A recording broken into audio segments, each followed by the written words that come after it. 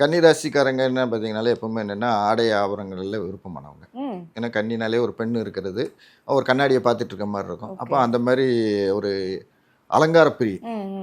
அப்போ கன்னிராசியில் என்னென்னா புதன் உச்சமாகிறது, ஆட்சி ஆகிறது, மூலத்திரிவோண வீடுன்னு நிறைய பொண்ணு. அப்போ கன்னிராசி ஆட்கள் பொதுவாகவே நல்ல ஒரு புத்திசாலித்தனம் நிறையாவே இருக்கக்கூடிய ஆட்கள், அதிகமான புத்திசாலித்தனம் இருக்கும். அங்கே கன்னிராசிக்காரர்கள் என்னென்னா பணம் சம்பாதிப்பாங்க, கையில் நிற்கவே செய்யாது. இப்படி வாங்கிட்டே இருந்தா கன்னிராசிக்காரங்களை கையில் பணம் நிற்காது. ஏன்னா கண்ணியில் வந்து சுக்கிரன் நீசமாக இருக்கும். அப்போ கண் நிற்காது. அந்த சுக்கிரன் வந்து இப்போ போன மாதம் வரைக்கும் வந்து அவங்க கையில் பணம் இல்லாமல் ரொம்ப சிரமப்பட்டிருப்பாங்க. இப்போ கன்னிராசிக்காரர்களுக்கு 2ஆம் இடத்துக்கு சுக்கிரன் தன் வீட்டிலே வந்து உட்காந்துச்சு. அப்போ என்னென்னா கையில் பணப்புழக்கங்கள் விஷயங்கள் கையில் தங்கும்.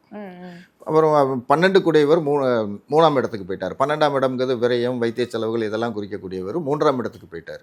அப்போ அதுவும் ஒரு நல்ல விஷயம். அவங்களுக்கு லாபஸ்தானத்தில் உச்ச குரு வந்து உட்கார்ந்துருக்கிறாரு.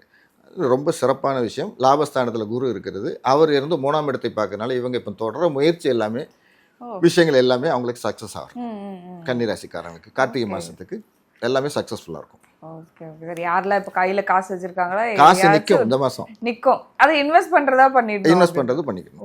இப்போ சேஃபாக ப்ளே பண்ணிக்கிட்டால் நல்லாயிருக்கும்.